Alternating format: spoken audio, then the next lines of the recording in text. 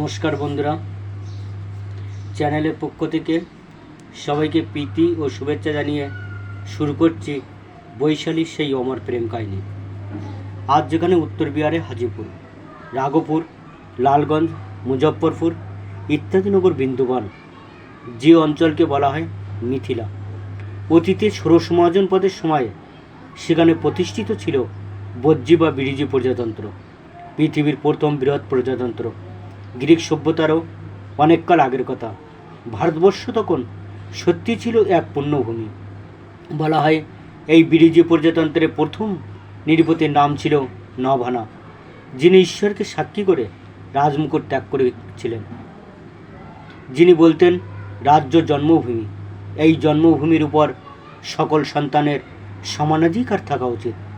যাই হোক, রামায়ণের সময়ে এই বজ্জি প্রজাতন্ত্রের জনপ্রতিনিধি ছিলেন সুমতি, যিনি ছিলেন রাজা দশরথের সমসাময়িক, যিনি যোগ্যতা ও নানাবিধ গুণে অপরের অপেক্ষা বেশি পারঙ্গম হতেন।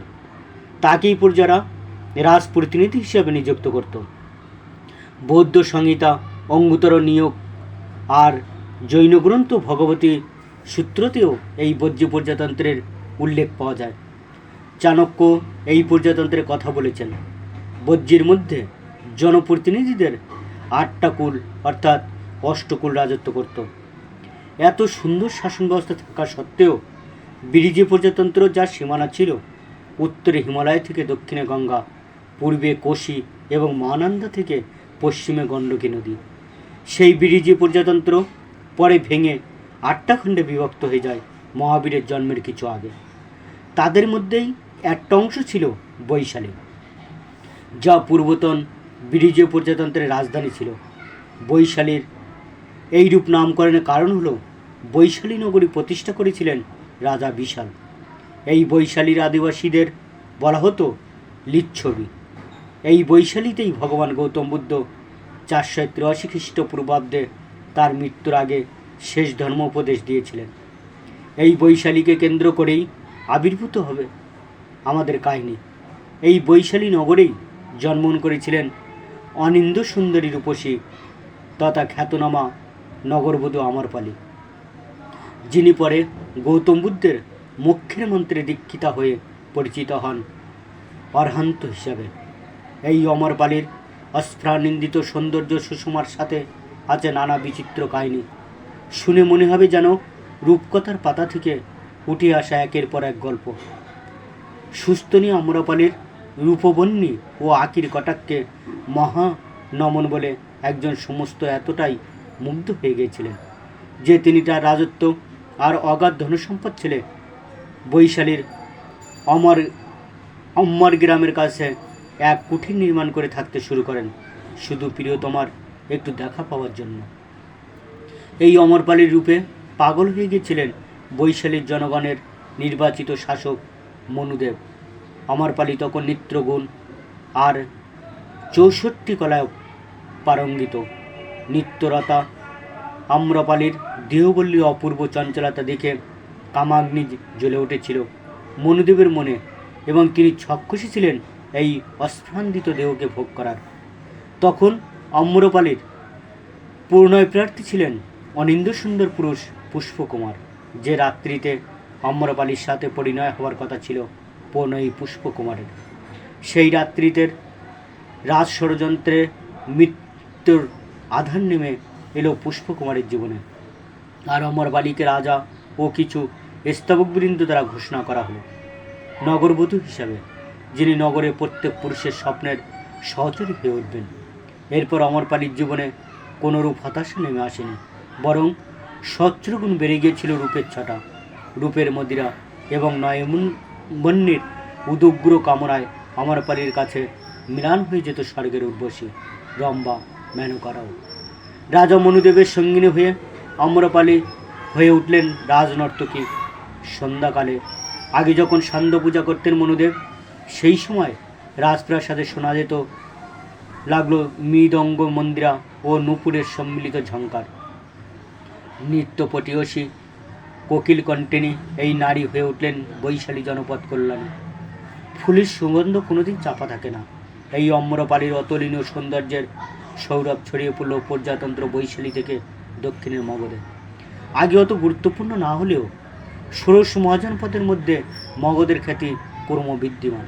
এই মগধের রাজধানী গিরিবর্জ, পরবর্তীকালে নাম হবে রাজগৃহ, বর্তমানে রাজগীর, যা চতুর্দিক পাহাড় দিয়ে ঘেরা, অতি সুরক্ষিত।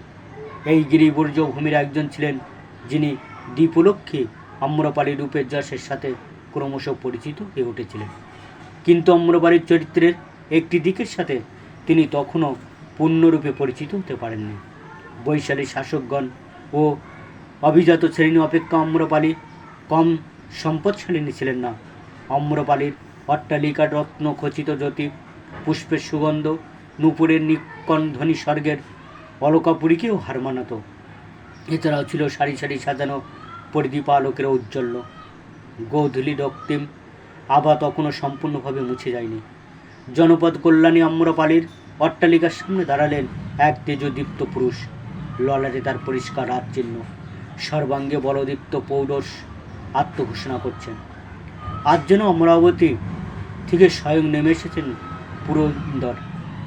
অত্যন্ত রূপবান এই রাজপুরুষকে দেখে স্বয়ং স্বর্গের উর্বশীও যেন মোহিত হয়। আজ নিদাগের সূচনায় গোধূলির এই রক্তিম আভায় প্রকৃতির নিয়ম ভেঙে বসন্তের দক্ষিণা বাতাস আবার প্রাণবন্ত হয়ে উঠেছে বৈশালীর বুকে। অবশেষে বাকি নিত্য গীত পারদর্শিনী সঙ্গীদের সরিয়ে অপরিচিত রাজপুরুষের সামনে এসে দাঁড়ালেন আম্রপালি।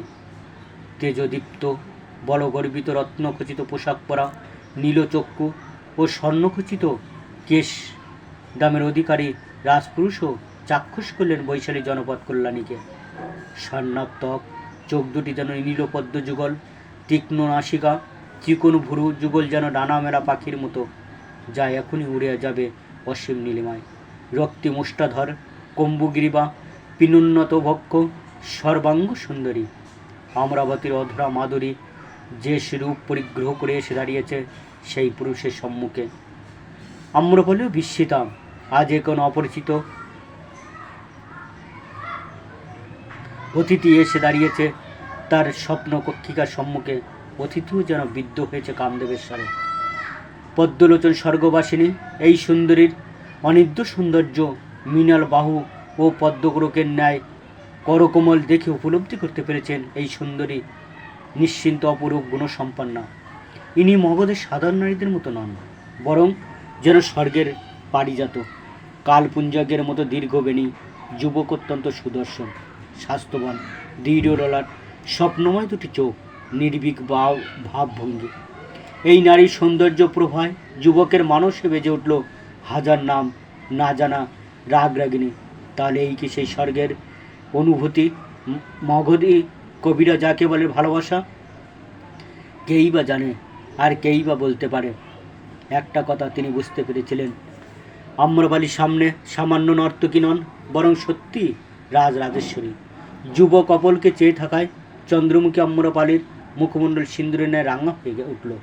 মগধের এই যুবক যেমন নৃত্যগীত ভালো বোঝেন, তেমনই শিল্পের মর্যাদাও দিতেও জানেন। কিন্তু এখানে তিনি এসেছেন সম্পূর্ণ অন্য উদ্দেশ্য নিয়ে। এখন দেখা দরকার কুলদেবতার কৃপায় তার উদ্দেশ্য সিদ্ধ হয় কিনা। পরলোকগত নিজের পিতার কাছে প্রতিজ্ঞা করেছেন পিতৃদেবের অপূর্ণ কার্যকে পূর্ণ করবেন, আবার মগধ সাম্রাজ্য গড়ে তুলবেন। সুতরাং সুন্দরী রূপসীর প্রেমে হাবুডুবু খেলে তাকে হবে না। যুবককে দেখে আম্রপালির নীলোৎপল আঁখি প্রদীপের ন্যায় জ্বলে উঠেছে। দূর নগর থেকে এসেছি, আজ রাতে কি কোনো আশ্রয় হবে? শুনেছি বৈশালী শুধুমাত্র জনপদ নন, ই এক মহামানবের তীর্থ বটে। কাল প্রাতে বৈশালী পরিভ্রমণ করবার ইচ্ছা রয়েছে মনে। মৃদস্বরে বলে উঠলেন নবযুবক। কোথা থেকে এসেছেন জানতে পারি কি? মৃদ অথচ দৃঢ়স্বরে বললেন আম্রপালি। আহা, শর্ত নয়, যেন বীণার ঝঙ্কার। এমনই যুবক নিজেও বীণা খুব ভালোবাজান এবং বীণা বাদনরত অবস্থাতেই তার মনে এক অনির্বচনীয় অনুভূতি ফুটে ওঠে। একমাত্র সঙ্গীতে ঈশ্বরের কাছে পৌঁছানোর সর্বোৎকৃষ্ট মাধ্যম। সখী প্রবৃত্ত আম্রপালির এই অস্ফুরণান্বিত কণ্ঠে তার বুকে বাজতে শুরু করেছে জলতরঙ্গ। তবু নিজের মধ্যে জেগে ওঠা অনির্বচনীয় দুরন্ত অনুভূতিকে যথাসম্ভব দমন করে জলদঙ্গী স্বরে উত্তরে বললেন, গিরিব্রজ, আপনি অপরিচিত ব্যক্তি, কিন্তু অতিথিও বটে। অতিথি মানেই অভ্যর্থনার যোগ্য। দাসীর গৃহে প্রভুকে আসতে আজ্ঞা হোক। গভীর চোখে এক অভূতপূর্ব রহস্যময়তা নিয়ে খিলখিল স্বরে হেসে উঠলেন বৈশালী রাজনৈতিক যুবক। আম্রপালির দুরন্ত শরীরে আবেদন আর অপেক্ষা করতে পারছিলেন না। আম্রপালি আহ্বানে সাড়া দিয়ে প্রবেশিলেন স্বপ্নকক্ষিকায়। তুমি তো শুনেছি নিত্যপটীয়সী, সারা পূর্ব ভারতে তোমার খ্যাতি। আর কিছু জানো? আর কিছু জানা আছে কি? যুবকেরও মনে হয়, হোক বা রাজনৈতিক এক গণিকা, আর কি বা জানবো। জানা আছে প্রভু, মা সরস্বতীর কৃপায় সঙ্গীতকলা নিয়েও সম্যক ধারণা আছে। আপনি যদি শুনতে চান শোনাতে পারি আপনাকে। দাসীকে অনুমতি দেবেন কি? শুনবেন কি সেই রাগ? আম্রপালির গলায় আত্মবিশ্বাস। যুবক চমৎকৃত হলেন। এক মুগ্ধতার আবেশ তাকে ঘিরে রইল।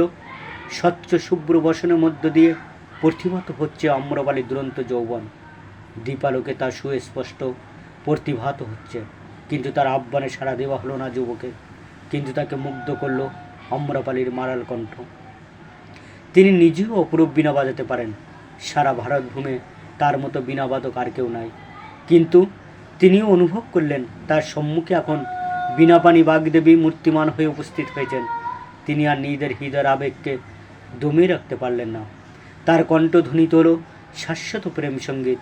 এই যুগলের প্রেম সঙ্গীতে সারা স্বপ্নকক্ষিকাকে স্বর্গপুরীর ন্যায় মনে হতে লাগলো। সঙ্গীতের রসে মুগ্ধ দুই মনের মধ্যে কেউ বুঝতে পারলেন না কি করে নিশা অতিবাহিত হয়ে গেল। অবশেষে রাত্রি সমাপ্ত হলো। পূর্বকাশ রাঙিয়ে উঠলেন রক্তিম আদিত্যদেব। বিদায় নেবার সময় উপস্থিত। আবেগমুগ্ধ স্বরে বললেন, যুবক সুন্দরী, আমি অনেক দেখেছি, কিন্তু তোমার ন্যায় গুণসম্পন্ন কাউকে দেখিনি। তুমি অনিন্দিতা, তুমি অনন্যা। কিছুটা থেমে কিছুক্ষণ ভেবে গভীর শ্বাস নিয়ে বললেন, আমি তোমার পদকমলের যোগ্য নই, কিন্তু তাও মনে কিছু রয়েছে, কিছু আশা। করবে তুমি এই অধমের পানি গ্রহণ? আমি চাই তোমার আগমনের সাথে সাথে গিরিবর্জে নেমে আসুক অকাল বসন্ত। কিছুটা ভাবলেন সুন্দরী, ঠোঁটে মৃদু হাসি। তিনি ভালোবাসেন তার নগরী বৈশালীকে। নগর তাকে যতভাবেই প্রতারিত করুক না কেন, বৈশালী তার কাছে মাতৃভূমি। তিনি শুধু রাজনৈতিক নন, বৈশালীর জনপদ কল্যাণী। নাচ তাকে করতেই হবে অসাধ্য সাধন, রক্ষা করতে হবে তার বৈশালীকে। মৃদু হেসে বললেন আম্রপালি, হে হর্যকুলতিলক, আমার কাছে অবিদিত নন আপনার গুণ, আমার কাছে অবিদিত নয় আপনার এখানে আসার উদ্দেশ্য। আপনি তো জানেনই আমি বৈশালী রাজলক্ষ্মী। তখন নগরবধূদের এরকমই সম্মান ও জনপ্রিয়তা ছিল।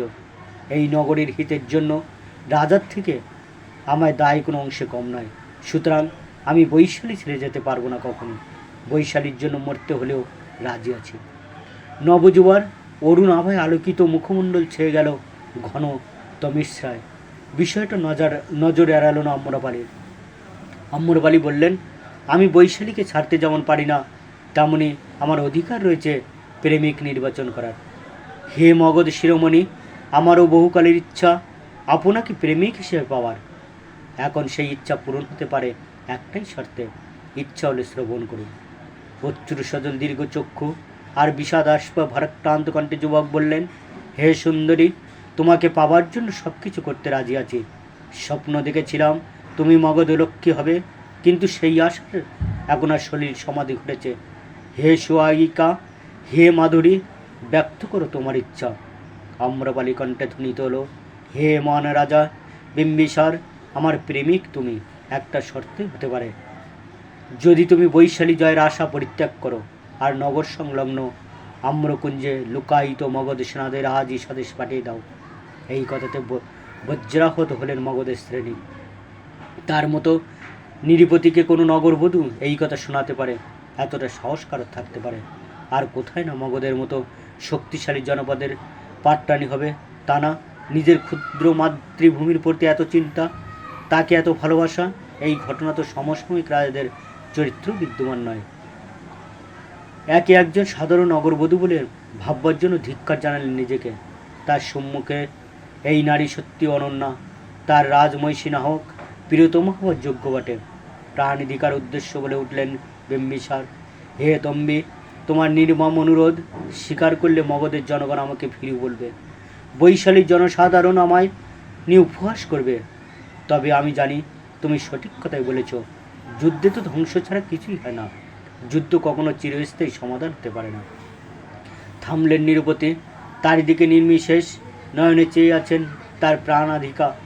হে সুন্দরী, আজ তোমার সঙ্গীত আমায় শুনেছে শাশ্বত শান্তির বাণী।